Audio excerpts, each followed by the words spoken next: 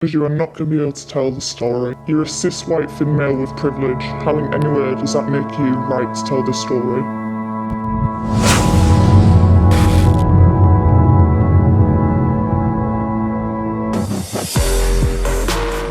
FatOpia, do! The dark side. I'm feeling something. I'm feeling it in the force.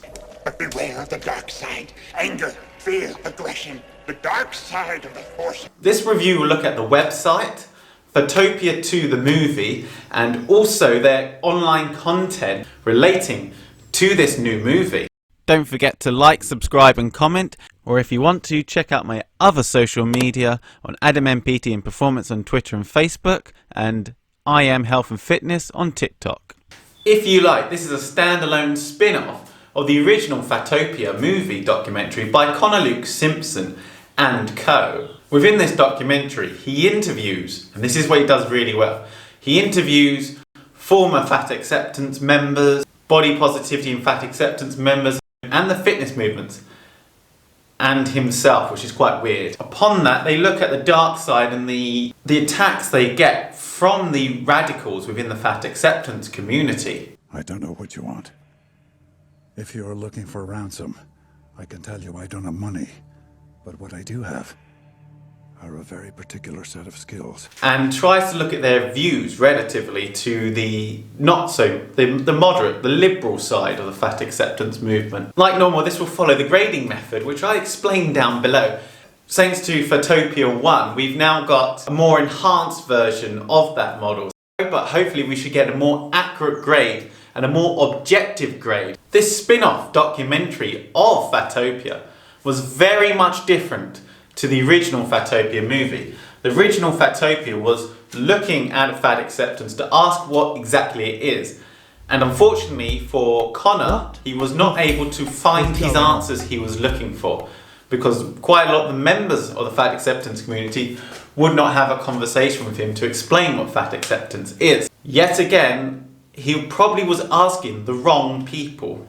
And this was highlighted in this next documentary, although some moderates in the form of Tess Holliday tried to physically sue him. This side was talking from his own experiences and through the vicarious experiences of others. It was, on the unfortunate side, one-sided argument. You couldn't get any radicals on board in order to have the discussion, which is not surprising because, well, they are extremists. Unlike FatOpia 1, not trying to find out about size acceptance. Instead, he was exploring the dark chasm of radical fat activism and looking at their messages. The main focus was on a network, a supposed network, called the Grandma Network. Hey kids, Grandma here, out enjoying the sunshine, taking a lovely walk, and just thinking about how incredibly blessed I feel by the fat community who accepts me and never questions what I do with my body because it's none of their business and they aren't totally perverted creeps. That changed quickly, didn't it? I can kind of relate, and I haven't received the kind of abuse they have received. Me being a personal trainer through Adam MPT and Performance, I've had messages from random people saying that what I'm doing is potentially toxic or whatever, only for then the messages and the people to randomly disappear out of nowhere as their accounts get deleted or they delete the messages. It's almost like they're trying to hide a trail. I will not look for you. I will not pursue you. But if you don't, I will look for you. I will find you. Fat acceptance is a social movement aiming to end discrimination against fat bodies. Now, the Grandma Network, presumably calling themselves the Grandma Gerhi Network, the grandma's like a protective figure. I'm presuming, I don't have any evidence, so this is my opinion, don't take me for it.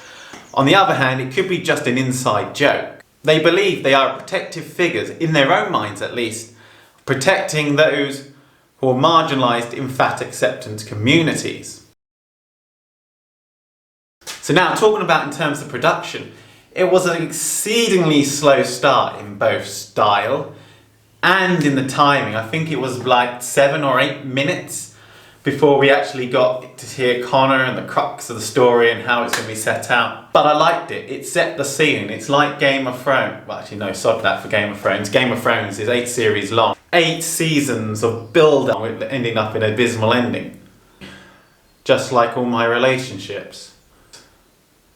But I like this. It told a story. We start off the build-up with the music. We have Manal. I was looking for more positivity, and then I discovered the fat acceptance movement, or the hashtag F Your Beauty Standard. And she was a former radical fat acceptance member. She was well in deep with it.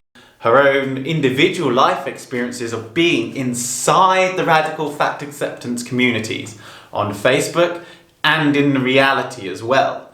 And I thought this was really good. Here's the thing, it's one of those things, it's only really good if you are invested in it from the beginning. Fat-Topia is one of those things you have to see, or you have to be a fan of the franchise before liking this second movie. In terms of the production quality was a lot better, a lot higher production value. And the quality of the production was actually really good. They say that, well, you hear some of the so-called YouTube experts, social media experts, talking about how you improve on each post, each video you make. And in this case, if we were to compare Fat-Topia with Fat-Topia 2, the Darkside of Fat Acceptance, there's a marked improvement.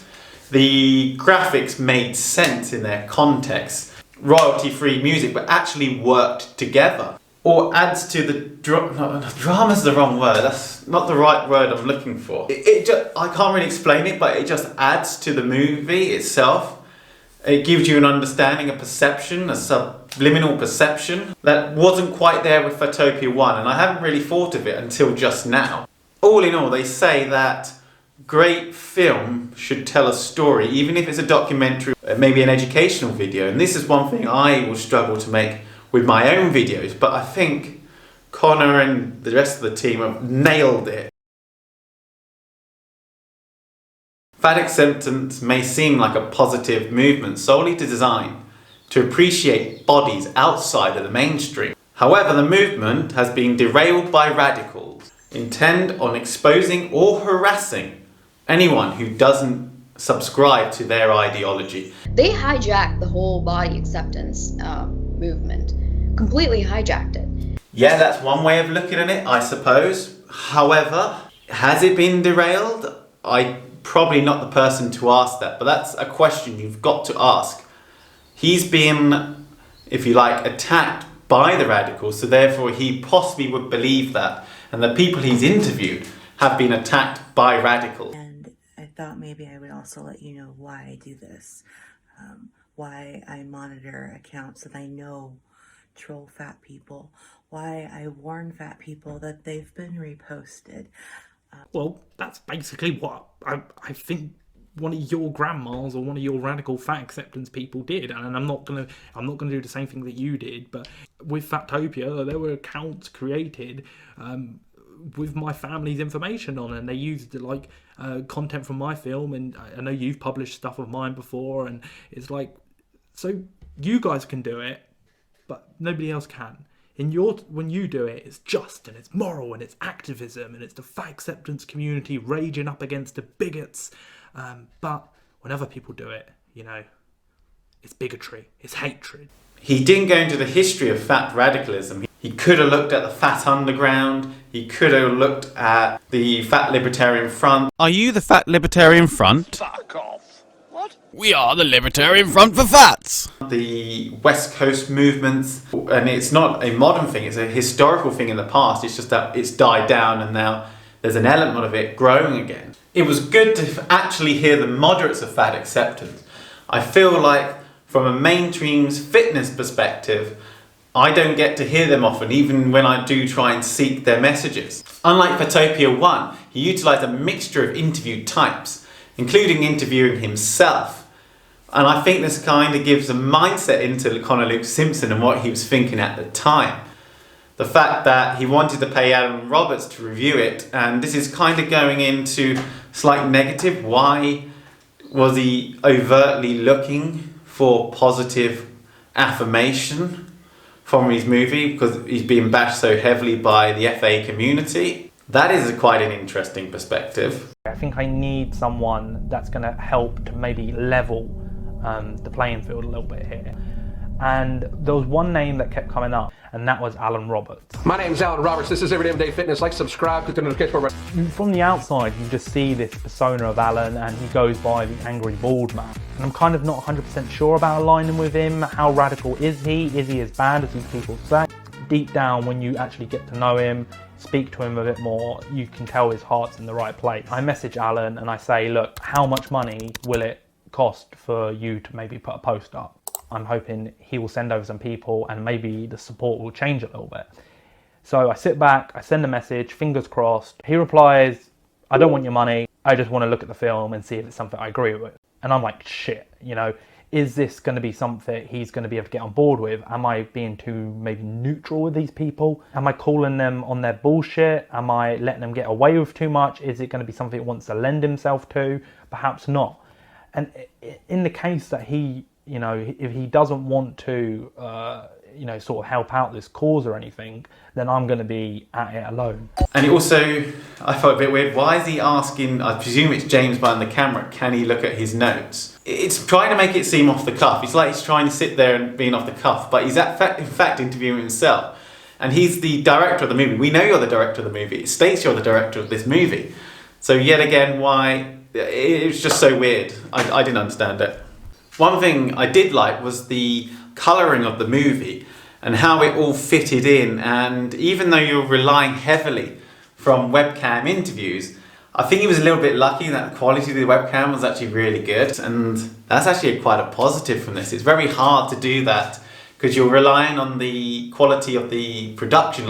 Like for instance, I got a Canon M50 right in front of me, so I know the quality of this video is probably going to be good. The video quality is good. The irony with the radical fat acceptance community is that they might have started off as being all about acceptance, but with them probably being attacked by stupid people being discriminated in the world or perceptionally discriminated against. Their mind has turned from about being accepting oneself, being accepted in society for being obese and the problems surrounding being obese, to just possibly lying to themselves and being an act of discrimination and hatred for some. And this is the radical fat acceptance view. This is not the view of every member of the fat acceptance community so far from the conversations I've been having with the members of the fat acceptance community. This must be like your worst nightmare. Or maybe your favourite dream.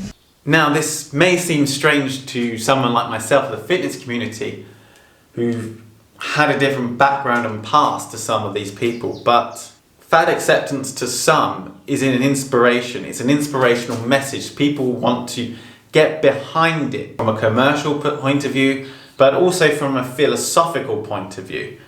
And there are different meanings behind body positivity. Not one person can give an accurate meaning what that is. And body positivity is quite a heavy part of the fat acceptance community's ideals and philosophies. And they are quite big inside the body positivity movement. Now, body positivity itself is not fat acceptance. It's a whole wider thing. However, it does incorporate fat acceptance. And there are some people who are willing to stand by and defend that, or at least defend their own perspective of what that actually means. Regardless of the other people, it's either you or us. And you see that with Sonali Rochetois talking about how fat acceptance needs an enemy for it to survive. Now, this has led many to believe that fat acceptance may be a cult, with cult-like figures. Notice I said cult-like and not cult. That's if we were to utilise a modified version of the bite model. Now, many people believe this because in some groups, not all, there is a lack of freedom of speech under the guise of protecting those marginalised within the community, controlling the thoughts and speech of individuals, potentially false victimisation. There is a stronger belief that if there is an enemy, it validates the concept of the cult, that being of struggle against society itself, and potentially creates stronger followers. They hijacked the whole body acceptance movement completely hijacked it. I started seeing a lot more rules in the groups, such as censoring the word weight, obesity. They started calling it the O word. The validation of a concept or idea within the cult allows the members to follow blindly and entrenches their ideas without hesitation or disagreement with others. If anyone does disagree, they're often put down, punished, or ousted by other members. Hi babes. Yeah, hi babes. Olive, have you met my friend Stephen? Oh yeah. I was in his Fat Acceptance group. Well, I was. So am I. Was awkward. Unfollow people who make you feel bad about the way that you look, or the lifestyle that you live, or the relationships that you have. If someone is triggering you in any way, you don't have to see that. Just mute. Mute, block, delete, repeat. The problem with movements like this is that they insulate themselves to reason, to science, to logic. This is what people in fat acceptance, body positive, health at every size, they mute, block, delete, repeat. So if you say anything mean or bad or something that they don't like, they will mute, block, delete, and repeat. So they don't have to hear it. But block and delete feels like being in 3rd grade again and being told that you don't matter because you're fat. Any action is considered worth it, as the greater good, that being the needs of the group, and or its leader, are more important, etc, etc. The real problem with this definition, even within their most militant stage, fat acceptance has never really had an overriding inspirationally strong leader, and when the radical groups did have strong leaders, their influence tended not to last very long. This situation is similar to the pro-Anna group. However, through education, the rise of the body positivity movement, and the fact they were driven off social media means that cult leaders could not take a strong foothold. Worryingly enough, however, pro-Anna has been on the rise through 2018 and 19 in the UK.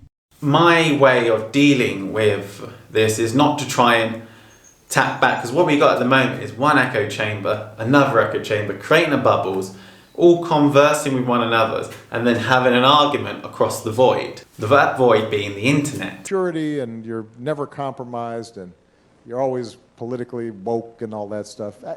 You should get over that quickly. The world is messy. There are ambiguities, but I do get a sense sometimes now among certain young people, and this is accelerated by social media, there is this sense sometimes of the way of me making change is to be as judgmental as possible about other people, and that's enough. Like if I tweet or hashtag about how you didn't do something right, that's not activism. When being attacked myself online, my way of trying to deal with it is trying to understand the perspectives of that individual and how they come to those feelings, and maybe there might be a mutual ground. And I remember talking on EDDF's web, on Alan Roberts' Every Damn Fitness Instagram page, and I wish I took a screenshot of this now. And entering a conversation with someone called Health Concern Trolls, probably part of that movement. And in hindsight, I should have known someone who calls themselves a troll, who attacks people for health reasons. The conversation was only ever going to go one way. And it got me thinking, when I start utilising the history and the sciences behind it, and what I learnt from university in terms of Lorenzo Serena Safratigi's work, and how she taught me, and her utilisation of body positivity within a fat loss, weight loss program, which some members of the fat acceptance community deemed as being toxic. The answer was, you do not know what fat acceptance is. And I find that quite weird. I'm trying to understand their way of thinking. I might not necessarily agree with their thinking. I probably won't ever agree with that way of thinking. Am I wrong? Or are they wrong?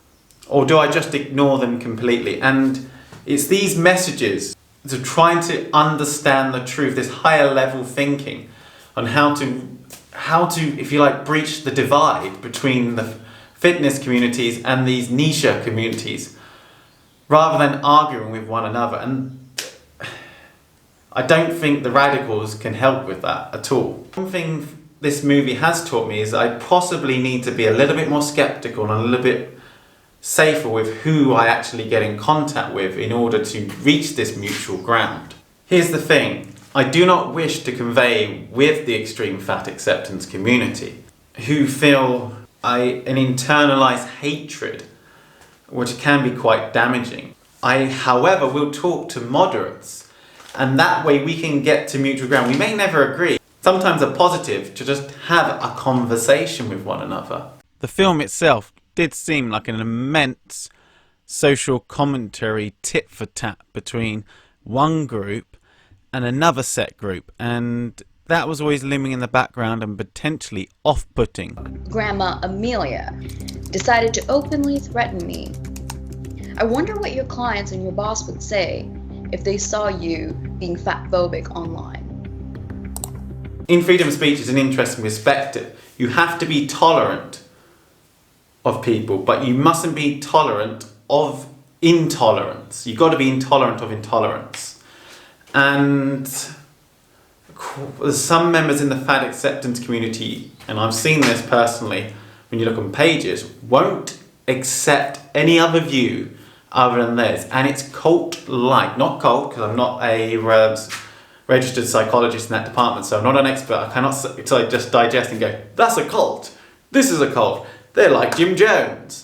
It may have started out to be quite friendly, but they've got darker as time has gone by. Now, he said he was going to produce evidence, screenshots of these kind of information. We only saw a few of these screenshots. Quite a lot of them were quite stylized as being typed out and then popping up on the page. You've got to be skeptical with social media posts like that because they can easily be forged. I'm not saying Connor has done that, I'm just saying it can be done. Because quite a lot of this was one point of view, quite a lot of it was hearsay. He said this, she said that, I was tapped by him, so forth, so forth. So being critical of that information is also good, but what Connor and his team did was give us an insight to one part of the fat acceptance community. Now, to the Instagram posts themselves, they are clear. The synopsis is also clear and explains clearly. You're going to see within inside this film. And that reminds me of my own synopsis. Fat-Topia 2 is a film about the dark side of fat acceptance and highlights harassment to anyone who is willing to speak out against them and members of the fitness community like personal trainers. Connor Luke Simpson goes well looking at interviews, but allows, if you like, it's a post-qualitative film, so it allows you, the listener or the watcher, to come up with your own conclusions from what the evidence he provides. That evidence is one-sided, however, the production value is really good and adds to that, and yes, it's all an objective opinion. The layout's good, the music's good. I then give this a rating of 76.82.